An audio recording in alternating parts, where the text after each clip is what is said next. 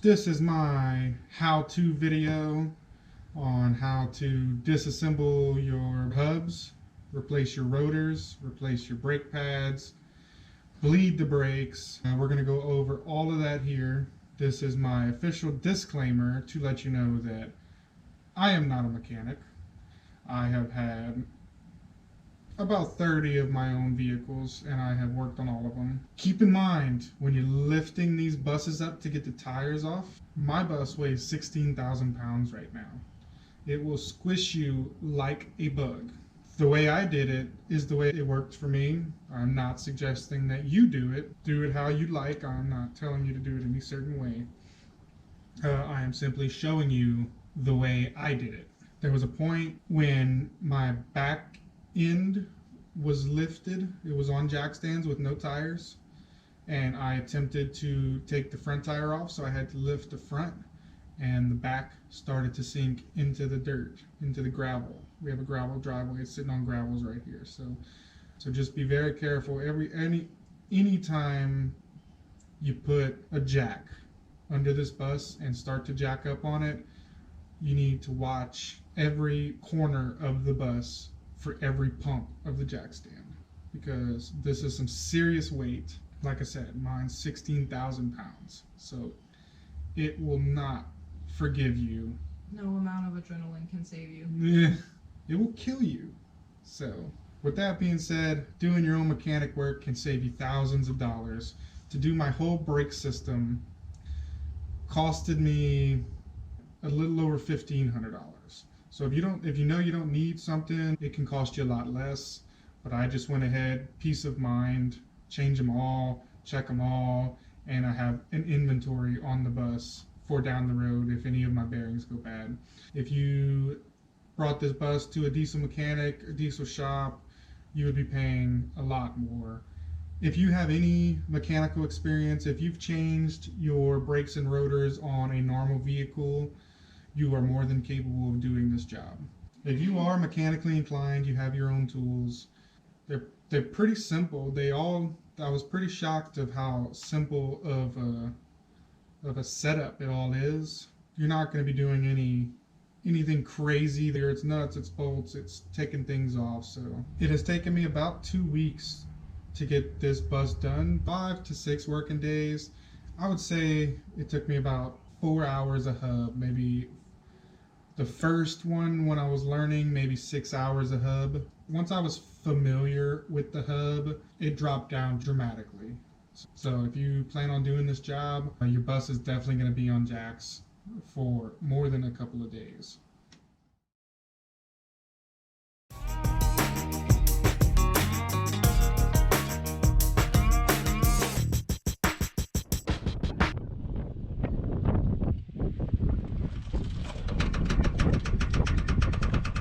How's it looking on that end? I can't see the jack. It looks good. It's touching the jack. Yes. Centered on the jack.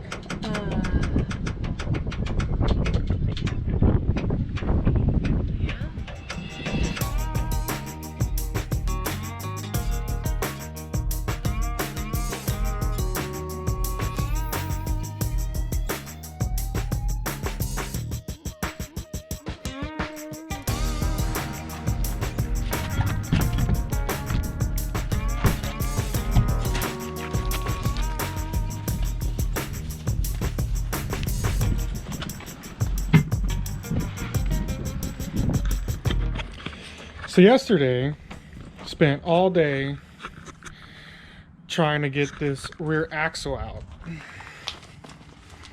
Right here. There are not many school bus rear hub disassembly videos. There are a couple on YouTube, and all of them that I've seen, you get these nuts off, you hit this with a big mallet or hammer, and it just slides right out. I beat on this thing all day yesterday. I beat around it, hit it around it, hit it in the center till it started messing this up. I had a wedge, a screwdriver right here trying to wedge that out.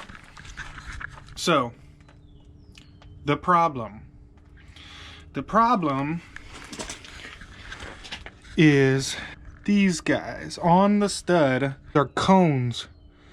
You can see right here, there's a gap. So that is a wedge. It's a cone-shaped wedge that sits on the stud. And as this nut tightens down on it, it tightens down on the stud. So right now they are so tight, it ain't budging. So what banging on this does, when it's supposed to knock the cone free and allow it to slide out.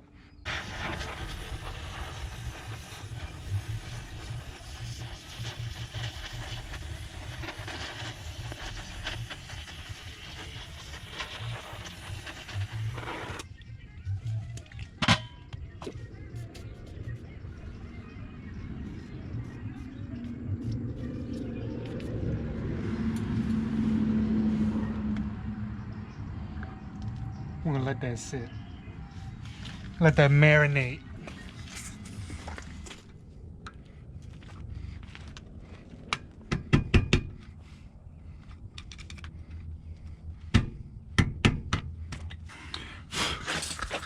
Alright, so let's show you what I'm doing here.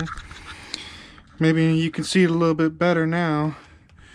But I made this is the gap. I've been hitting here, try to open this thing up, and it just turned on me.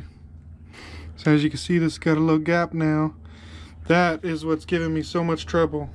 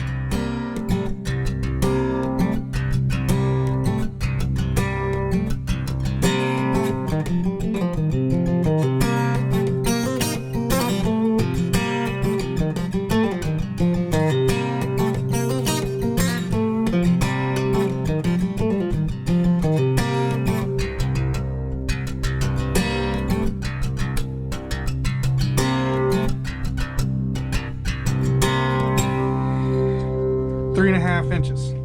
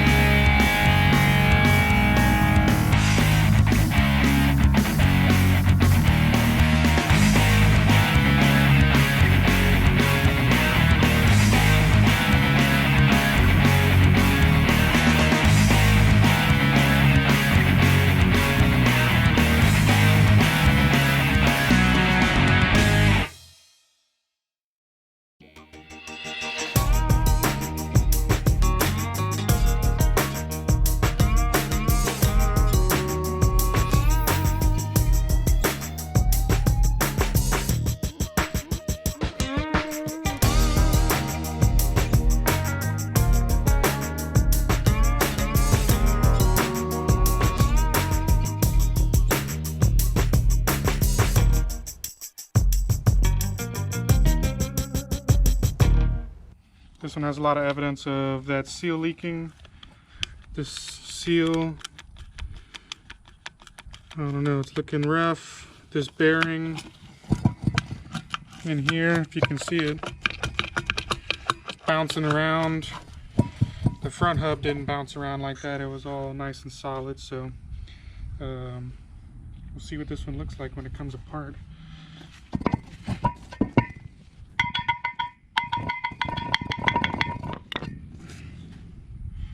Definitely got a leak. Seal was definitely leaking. That's all coming out the crack in the seal.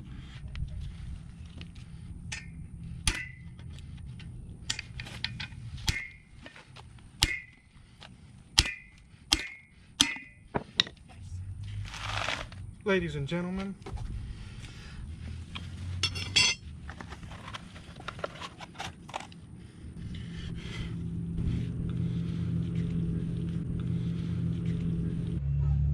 this is where the seal rides. It's got a bunch of grit, so I'm gonna sand that down, just get some of that knocked off. Also gonna sand down right here and up here. This is where the brake pad rides, and this is where the caliper rides. So I'm gonna get all that nice and smooth and then grease it up. I'm gonna get this thing put back together today. So this is the hub. The bearings both look good still. This is called a race. It's what holds the bearing in place. It's a cone bearing, and this race is where this bearing rides. These are the different bearing sizes. If you need any of these part numbers, I have them. Message me. You could probably find them cheaper online than I paid locally. Little bearing in the front, big bearing in the back. This is how this hub assembles. So what I'm doing is I'm cleaning it all out and looking for any scars. You see how I scarred this, trying to beat that axle out of there. Looking for any scarring on the bearings here.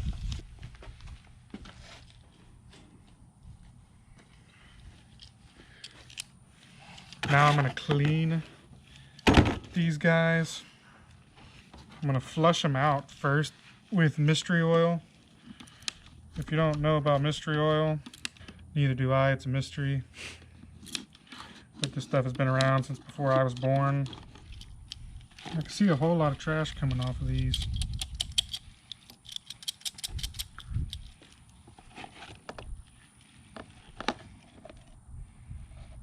You can see in the bottom of this container right here, all the trash that just came.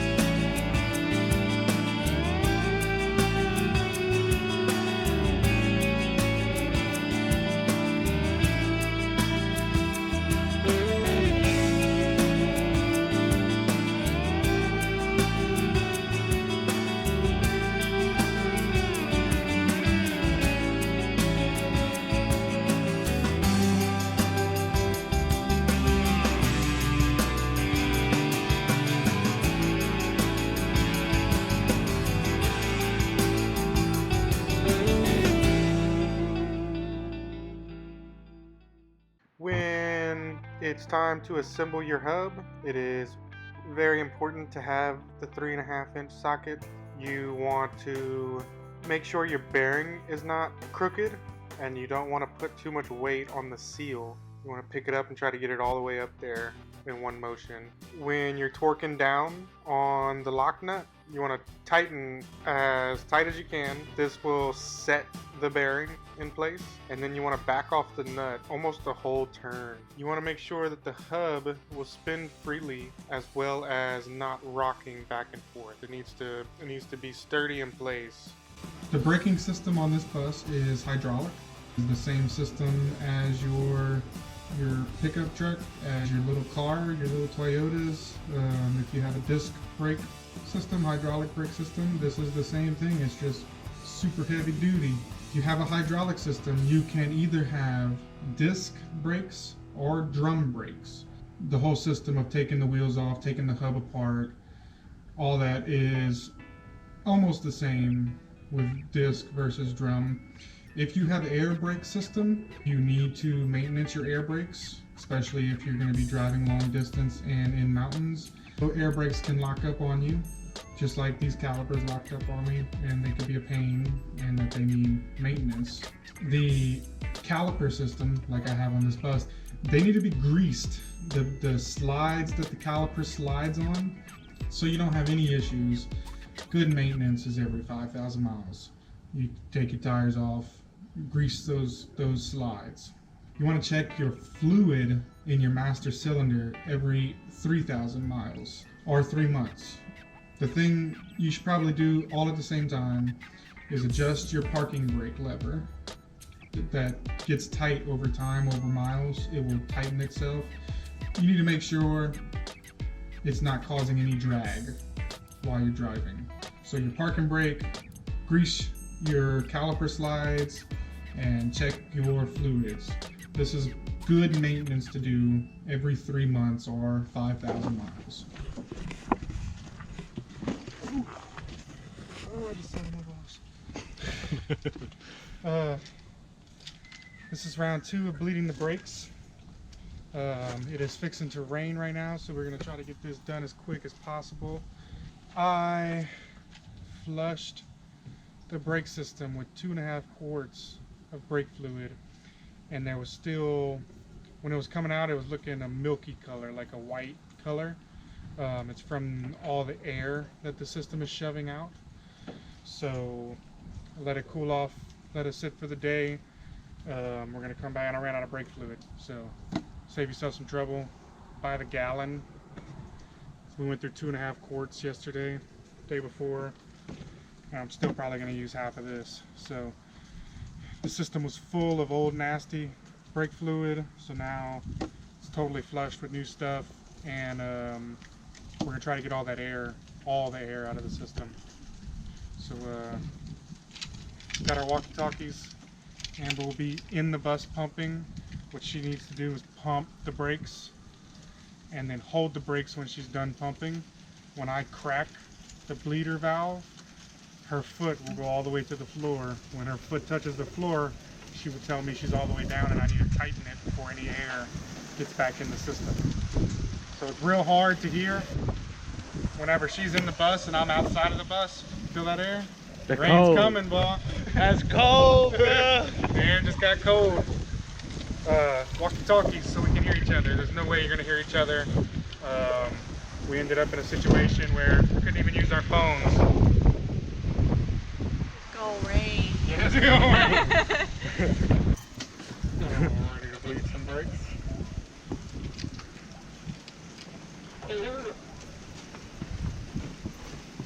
You are authorized for takeoff.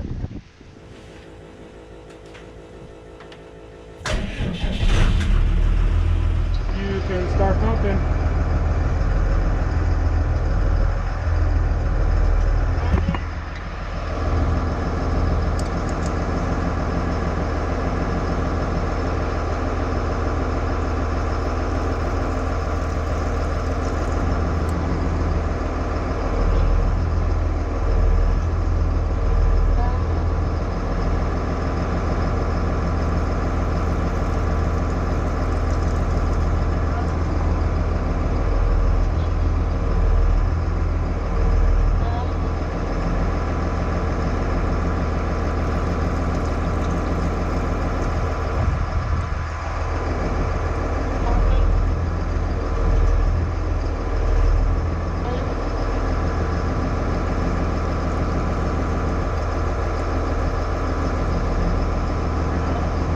Okay, we're gonna move on to the next tire.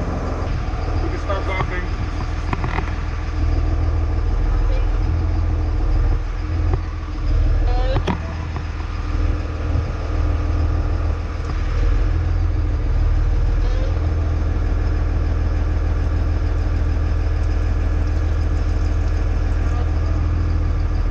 That's good. We're gonna move to the front. So I'm gonna check the brake fluid in the reservoir again.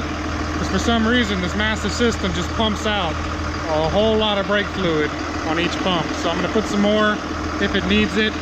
The order we're doing this is furthest away from the master cylinder. So it's gonna be the rear passenger side, then the rear driver side, then the front passenger side, then the front driver side. We're gonna do it in that order.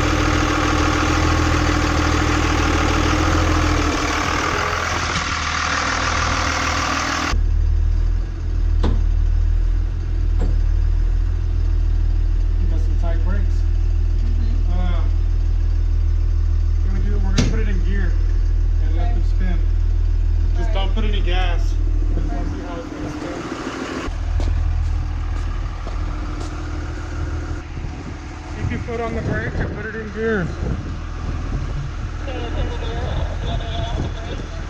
Yeah, let off the brake a bit.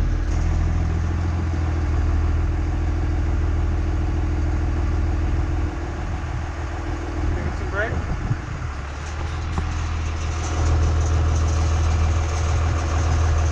Let go of the brake.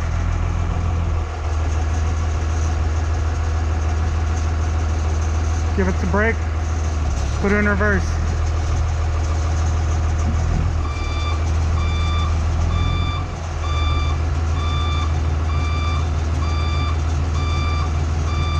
Looking good. And that's a brake job.